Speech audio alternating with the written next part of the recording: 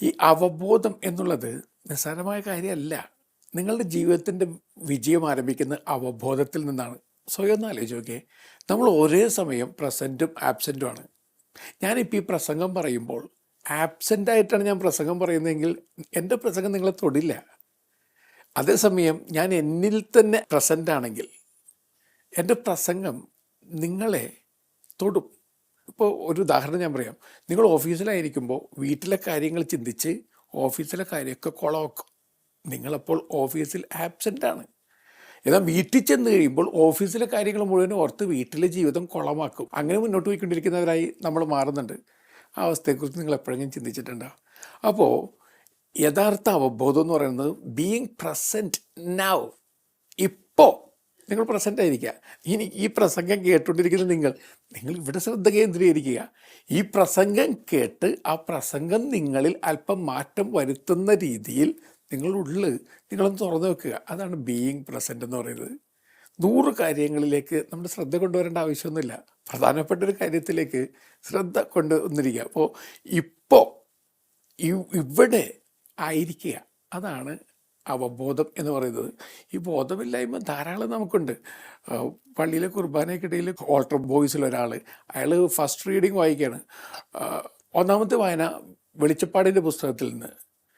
ഇത് കേട്ടപാട് ഞാൻ പൊട്ടിച്ചിരിച്ചു പോയി. എനിക്കങ്ങനെ പൊട്ടിച്ചിരിയൊന്നും നിർത്താൻ പറ്റുന്ന കഴിവുള്ള ആളൊന്നുമല്ല.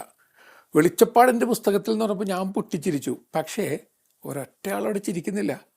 ഇനി ഒരു വെളിച്ചപ്പാടല്ല, 1000 വെളിച്ചപ്പാടുകൾ ആൾക്കാരിൽ വന്ന് ഇറങ്ങി നിന്നാലും നമ്മളൊന്നും കണ്ടിട്ടുണ്ടാവില്ല, കേട്ടിട്ടുണ്ടാവില്ല. ഞാൻ നിങ്ങളോട് ചോദിക്കട്ടെ, നിങ്ങൾ കുർബാന കാണുന്നതിൻ്റെ ഇടയിൽ നിങ്ങൾ ഇരിക്കാമെന്ന് വിചാരിക്കുക. പെട്ടെന്ന് മുന്നിലുള്ള കുറച്ച് പേരെ ചാടി എഴുന്നേറ്റ് കഴിഞ്ഞാൽ നിങ്ങളെല്ലാവരും ചാടി എഴുന്നേക്കും. കാരണം ബോധത്തിനും അബോധത്തിനും ഇടയിൽ നമ്മളിങ്ങനെ ഉറക്കത്തിനും ഉണർവിനും ഇടയിലുള്ള അവസ്ഥയിൽ ചത്ത ചതഞ്ഞ പോലെ ഇരിക്കുകയാണ്. ആ അവസ്ഥ മാറ്റണമെന്ന് ഞാൻ പറയുന്നത്. പ്രാക്ടിക്കലായിട്ട് ചെയ്യുന്നത് എന്തും ബോധത്തോടു കൂടി, ബോധ്യത്തോടു കൂടി, സന്തോഷത്തോടു കൂടി, ഉണർവോടു കൂടി ചെയ്തു നോക്കുക. ജീവിതം അത്ഭുതകരമായിട്ട് മാറും. അപ്പം അതാണ് അവബോധം എന്ന് പറയുന്നത്.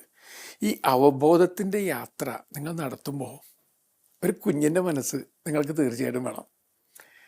മനിലയിൽ എൻ്റെ താമസക്കാലം, ചൈനക്കാർ ധാരാളം പേർ എൻ്റെ താമസിക്കുന്ന ഇടത്തിന് തൊട്ടടുത്തായിട്ടുണ്ട്. അപ്പോൾ പള്ളിയിൽ വന്ന ചൈനക്കാർ കുട്ടികളിൽ ഒരാളെ, ഒരു കുഞ്ഞു കുട്ടിയെ സ്നേഹത്തോടെ ഞാൻ എടുത്തുയർത്തി. കുഞ്ഞ് വാവിട്ട് കരയാൻ തുടങ്ങി. കോക്കാച്ചിയെ കണ്ട കുഞ്ഞിനെ പോലെ നിർത്താതെ കരയുന്നു. അപ്പോൾ അവളുടെ ചേട്ടൻ, അവന് 5 വയസ്സുണ്ടാവും, 5 വയസ്സുകാരൻ. നിങ്ങൾ ചൈനക്കാരെന്ന് പറയുമ്പോൾ നിങ്ങൾക്ക് അവരുടെ മുഖം മനസ്സിൽ കാണാൻ പറ്റും. തക്കിടി മുണ്ടൻ താറാവിനെ പോലെ അങ്ങനെ ചെബി ആയിട്ടുള്ള കുഞ്ഞുങ്ങളാണ്. അവൻ കൗതുകകരമായൊരു നോട്ടമെറിഞ്ഞ് ഒരു കുസൃതി ചിരിയോടുകൂടി ചോദിക്കുന്നു, do you know padre why my kid sister is crying? എൻ്റെ അനുജത്തി കരയാൻ കാരണം എന്താണെന്നറിയോ? ഞാൻ പറഞ്ഞു, എനിക്ക് അറിഞ്ഞുകൂടറാ. You just don't know. I don't know. You just don't know. I don't know. എടാ അറിയില്ലടാ, പറയേ.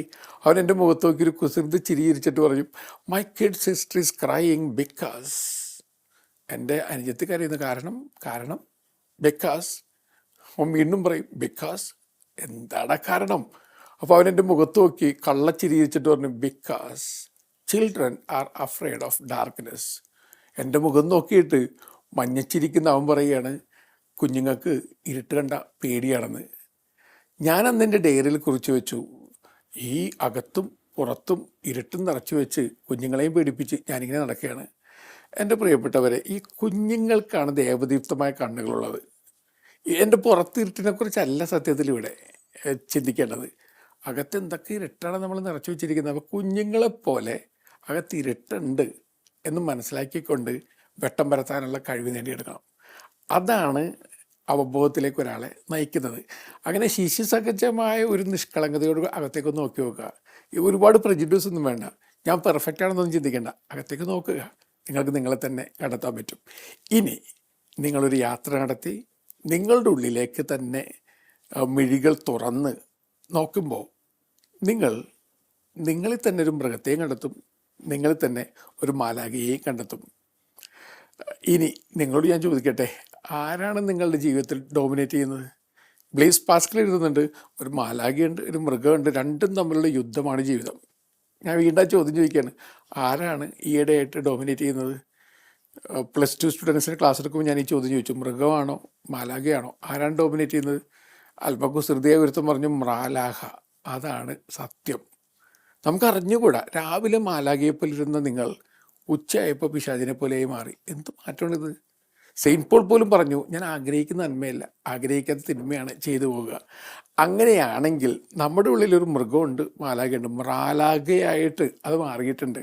ഒരു പകുതിയിൽ പ്രജ്ഞയിൽ നിഴരുന്നിലാവും, മറുപകുതി പ്രജ്ഞയിൽ കരിപൂശിയമാവും. ചങ്ങമ്പുഴ കവിത കുറിക്കുകയാണ്. അപ്പോൾ തുല്യ ബലത്തിൽ മൃഗമുണ്ട്, മാലാഖയുണ്ട്. ബെർണാഡ് ഷാ റെഡ് ഇന്ത്യൻ വംശജരായ കുറേ മനുഷ്യരായിട്ട് സംസാരിച്ചുകൊണ്ടിരിക്കുകയാണ്. അപ്പോൾ അവരുടെ ചീഫായിട്ടുള്ള ഒരാൾ പറഞ്ഞു, എൻ്റെ അകത്ത് ഒരു ചെന്നായുണ്ട്, വളരെ സൗമ്യൻ, ശാന്തൻ, വളരെ സ്നേഹമുള്ളയാൾ. എൻ്റെ അകത്ത് തന്നെ മറ്റൊരു ചെന്നായുണ്ട്, സദാ കുഴപ്പത്തിലാക്കുന്നവൻ, സദാ കലഹിക്കുന്നവൻ, മറ്റുള്ളവരെ അപകടത്തിലാക്കുന്നവൻ. അപ്പോൾ ബെർണാഡ് ഷാ ചോദിച്ചു, അതിലാരാണ് കൂടുതൽ കരുത്തൻ? അപ്പോൾ ഇയാൾ മറുപടി പറഞ്ഞു, ആരെയാണോ ഞാൻ കൂടുതൽ പോഷിപ്പിക്കുന്നത് അവനാകും കരുത്തൻ. സത്യമായ ആൻസറാണത്. നിങ്ങളുടെ അകത്ത് മൃഗമുണ്ട്, നിങ്ങളുടെ അകത്ത് മാലാഖയുണ്ട്. ഇപ്പോൾ നിങ്ങൾ ആരെയാണ് പോഷിപ്പിക്കുന്നത്, അതായിരിക്കും കരുത്തുറ്റതായി മാറുക.